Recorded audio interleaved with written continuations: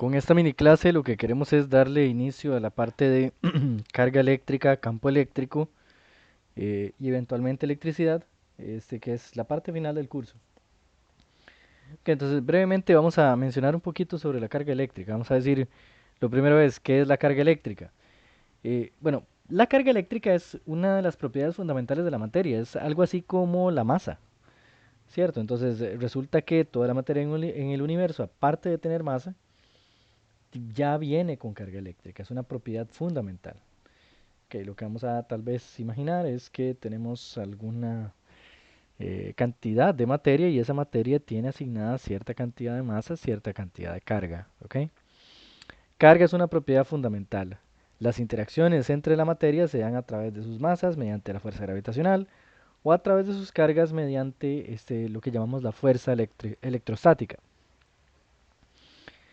Ok, brevemente, estas cargas se descubren cuando se analiza la estructura atómica de la materia, ¿verdad? La estructura de los átomos de la materia. Y eso revela la distribución y comportamiento de la carga. Imaginemos tal vez el modelo que uno aprende más o menos en el colegio, ¿verdad? En el que tenemos un núcleo con protones y neutrones y alrededor de este núcleo hay orbitando lo que llamamos electrones. Son tres tipos de partículas que componen la materia.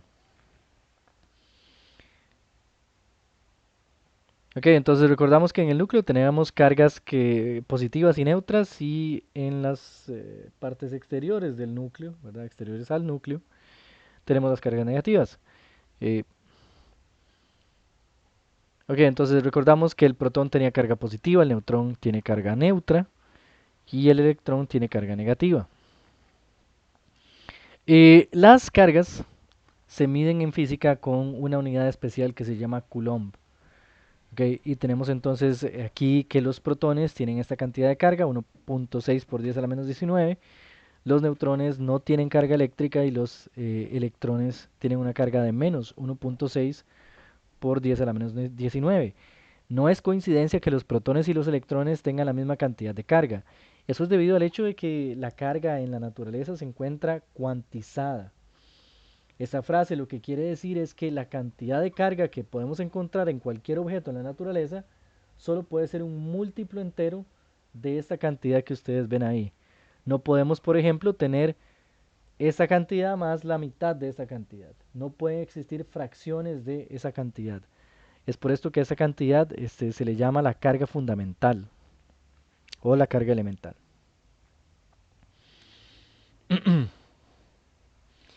A la carga elemental se le representa con la letra E. Ok, entonces básicamente lo que vamos a decir es que el protón tiene carga más E, el neutrón tiene carga cero y el electrón tiene carga menos E y cualquier objeto que nosotros encontremos en la naturaleza que tenga carga va a tener 5E, 10E, 150E o algún número entero multiplicado por E. Esa sería la única forma en la que se presenta la carga en la naturaleza. Ok, como la materia está formada por átomos, todos los cuerpos solo pueden tener cantidades de carga que sean múltiplos enteros de E. La carga está cuantizada. Por ejemplo, un átomo de oxígeno tiene número atómico igual a 8 y eso nos decía que tiene 8 protones, 8 neutrones y 8 electrones. Eso quiere decir que tiene una cantidad de carga positiva igual a más 8E, los neutrones no tienen carga, y una cantidad de carga negativa igual a menos 8E. Los átomos en su estado natural son estructuras eléctricamente neutras, y eso lo que quiere decir es que si sumamos la cantidad de cargas positivas y la cantidad de cargas negativas, el resultado va a ser cero.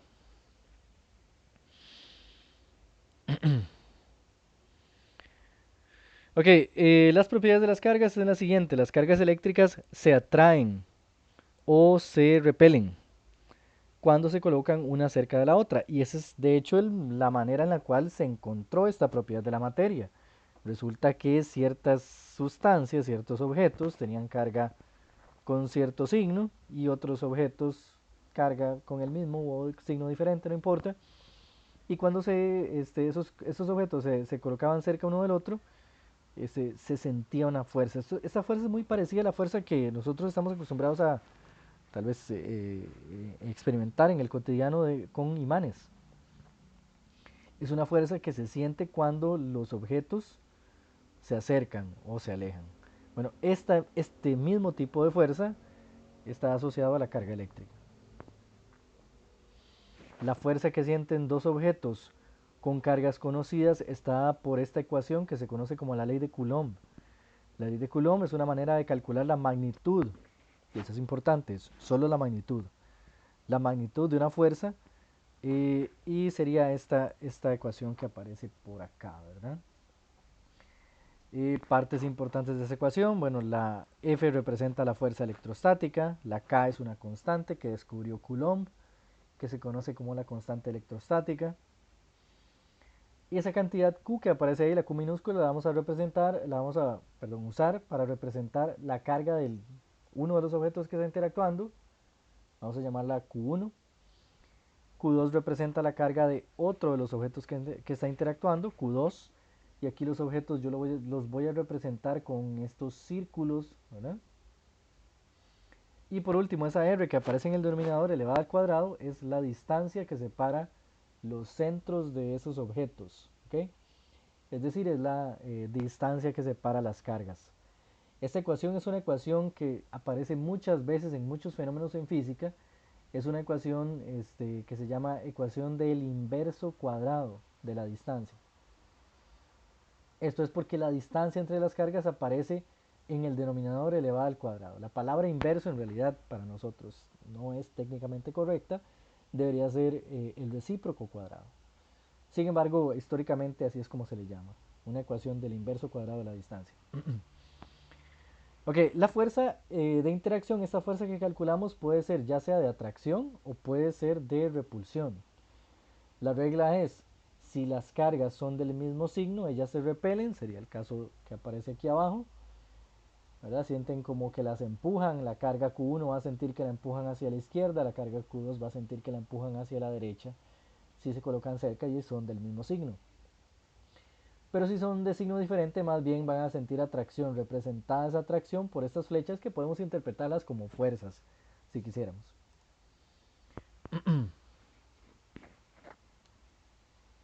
Ok, la constante que encontró Coulomb ya ha sido medida con bastante precisión y nosotros solo vamos a usar su valor, ¿verdad? Que es 9 por 10 a la 9 newton metro cuadrado sobre esta c al cuadrado que representa los Coulomb.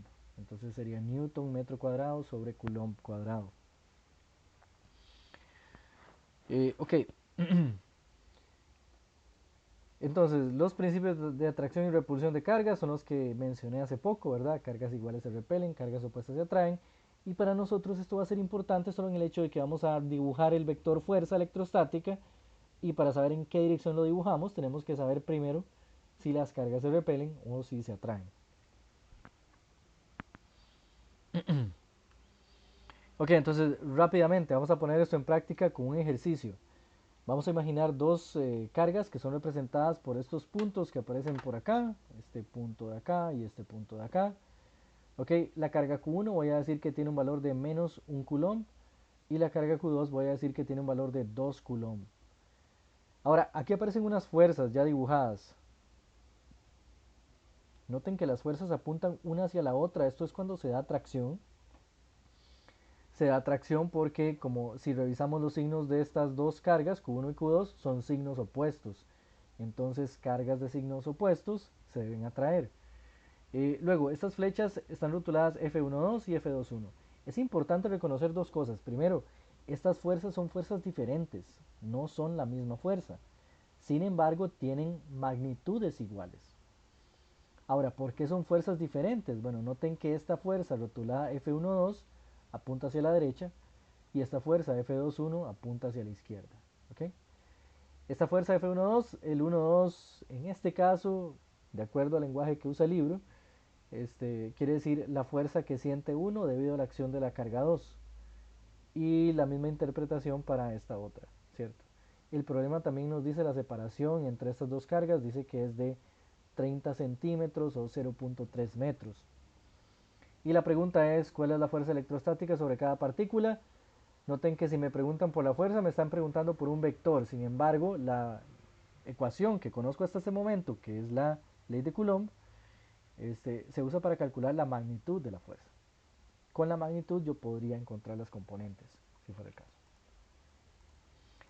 Entonces aquí tenemos los datos, ¿ok? Y lo que voy a hacer, bueno, la constante electrostática que es conocida, es un número fácil de memorizar, si lo ven, es 9 por 10 a la 9. ¿Ok? Y la ecuación de la ley de Coulomb. Entonces lo que voy a hacer es nada más sustituir. Voy a colocar los valores de la constante electrostática, de las dos cargas y la distancia. Noten que en las cargas no coloqué el signo negativo. Voy a acostumbrarme por ahora a hacer eso, ¿verdad? Voy a colocar nada más los valores absolutos de las cargas porque estoy calculando con esta ecuación magnitud. Y la magnitud de un vector tiene que ser positiva.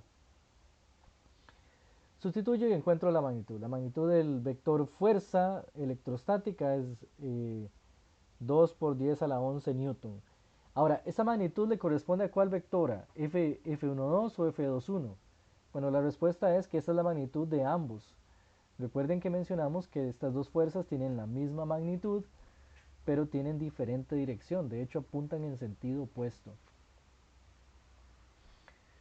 Ok, vamos a ver ahora un ejemplo un poco más complicado de cómo se usa la ley de Coulomb. En este caso vamos a tener tres fuerzas y aquí vamos a aplicar un principio nuevo que se llama el principio de superposición. En la figura se ilustra una configuración de tres cargas. Okay, ¿cuál es la fuerza electrostática sobre la carga que tiene el rótulo Q3? Es decir, esta carga que aparece acá. Noten que este es un dibujo simétrico. Eh, la parte de arriba de este gráfico es un reflejo perfecto de la parte de abajo de este gráfico, por lo tanto tenemos distancia vertical aquí para arriba que determina la posición de Q1, que debería ser igual a la distancia vertical hacia abajo, que determina la posición de Q2. Tenemos ángulos iguales acá, etcétera. Ok, entonces lo que vamos a hacer es trabajar de la siguiente forma. Yo voy a intentar analizar este problema calculando cada par de cargas por separado. Y tal vez la parte más importante de esto es que quiero analizar lo que sucede con Q3. Cuando quiero analizar lo que sucede con Q3, solo voy a fijarme en las fuerzas que actúan sobre Q3. ¿Está bien? En este problema actúan fuerzas sobre todas las cargas. Pero como voy a analizar a Q3, solo voy a concentrarme en las fuerzas que siente Q3. Entonces voy a comenzar con estas dos y luego voy a hacer el mismo cálculo, el cálculo de la fuerza con estas dos. Okay. Comenzando con las de arriba. Las dos cargas tienen el mismo signo, son cargas positivas, eso es lo primero en lo que debo fijarme. Okay. Y si tienen el mismo signo, entonces el principio de interacción de cargas voy a aplicarlo, ¿verdad? Si tienen el mismo signo, esas cargas se repelen. Si las cargas se repelen, eso quiere decir que Q1 es empujado a lo largo de la línea punteada de manera que se aleje de Q3 y Q3 es empujado a lo largo de la línea punteada de manera que se aleje de Q1. Eso sería repulsión. Ahora vamos a asumir que las cargas Q1 y Q2 no se mueven, están fijas, están pegadas a esas posiciones por algún medio. Ustedes pueden imaginar cualquier medio que se les ocurra. Ok, pero están pegadas, no se mueven. Por otro lado, Q3 va a sentir fuerza y podría moverse debido a esas fuerzas. Okay. En algún momento posterior no nos va a interesar tampoco el movimiento de Q3, solo la fuerza que siente Q3. Entonces, comenzando con este par de fuerzas, Q3 siente repulsión y el vector fuerza asociado a esa repulsión tiene que ser este, tiene que tener esta dirección. Cosas importantes sobre este vector, bueno, noten que aquí está el eje X y por arriba del eje X yo tenía una línea punteada que formaba un ángulo que está marcado en el dibujo, que se llama cita en el dibujo. Ok, es importante que podamos ver que ese ángulo también aparece acá. Ok, también se formaría entre el vector fuerza, esta flecha roja que acabo de dibujar, y el eje X. Ok, entonces, ¿qué voy a hacer? Voy a intentar calcular la componente X de la fuerza y la componente Y de la fuerza. En este caso, la componente X de la fuerza que acabo de dibujar, la flecha roja, sería su magnitud por el coseno del ángulo que aparece en el dibujo. Y la componente Y sería su magnitud por el seno del ángulo, pero noten que aquí tengo que incorporar un signo negativo, porque esta flecha roja tiene componente Y negativa. Voy a comenzar tal vez por calcular el ángulo El ángulo se puede calcular usando como base este triángulo rectángulo que está dibujado, está definido en el diagrama. ¿Ok? Y usando este ángulo de acá, cita, yo recuerdo que la tangente de cita es lado opuesto entre lado adyacente. El lado opuesto no es más que la posición de Q1, que es 30 centímetros. Y el lado adyacente es esta distancia que aparece por acá, que sería la posición en el eje X de Q3, que en el problema me decían que eso era 40 centímetros. Ok, entonces la tangente del ángulo sería 0.3 entre 0.4. Con esos datos yo puedo encontrar el ángulo sería de 37 grados. Ok, entonces primer paso, encontrar el ángulo para encontrar las componentes X y Y de F. Ya está listo. Ok, vamos con tal vez la distancia que separa estas cargas, porque ahora quiero usar la ley de Coulomb, y si quiero usar la ley de Coulomb necesito la distancia. La distancia R31, noten que aquí está marcada en el diagrama, también sería esta línea punteada. Sería la hipotenusa de este triángulo rectángulo. Uso Pitágoras y encuentro entonces una distancia de 0.5 separando las cargas Q1 y Q3. Como ya tengo la distancia y el problema me da las cargas Q1 y Q3, ya puedo usar la ley de Coulomb para calcular la magnitud de la fuerza.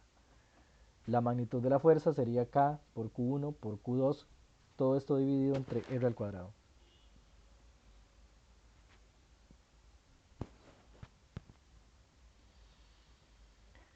Ok, coloco los datos en la fórmula y encuentro la magnitud. La magnitud de la fuerza que experimentan Q1 y Q3 es de 2.7 por 10 a la menos 3. Menos 7, perdón, Newton. Ok, con esta fuerza, entonces puedo usar las ecuaciones que escribí antes para componentes X y Y de la fuerza. Ok, y calcular las componentes X y Y de esta manera. Ok, listo. Ya calculé la fuerza que siente Q3 debido a la presencia de Q1. Es la repulsión que siente Q3 hacia Q1. ¿Cierto? Ahora, en este mismo momento, Q3 está interactuando con Q2. ¿Ok? Y eso es lo que sigue. Vamos a analizar la interacción entre Q3 y Q2. Los signos de las cargas son positivos, por lo tanto esta también es una interacción de repulsión. Y de esa manera el vector fuerza que siente Q3 debido a esta otra repulsión iría en esta dirección. Noten que este vector también forma un ángulo zeta con el eje X, pero la diferencia con el anterior es que este vector tiene componente X positiva y componente Y positiva también. Voy a usar entonces las fórmulas. Noten que en este caso no le pongo el signo negativo a la componente Y, porque es positiva. El ángulo por simetría del problema debería ser el mismo. ¿Ok? Y lo que me quedaría nada más es calcular la magnitud de la fuerza. Para eso necesito calcular la distancia de separación, que no me la da instantáneamente el problema. Pero noten que tengo los catetos, es un triángulo rectángulo igual al del cálculo anterior, por lo tanto la distancia debería ser la misma. Y ahora sí puedo usar la ley de Coulomb, que es una fórmula. Coloco dentro de esta fórmula todos estos valores que acabo de escribir y los valores de las cargas que me da el enunciado, el diagrama del problema. Ok, que serían 3 y 2.5 nanocoulomb.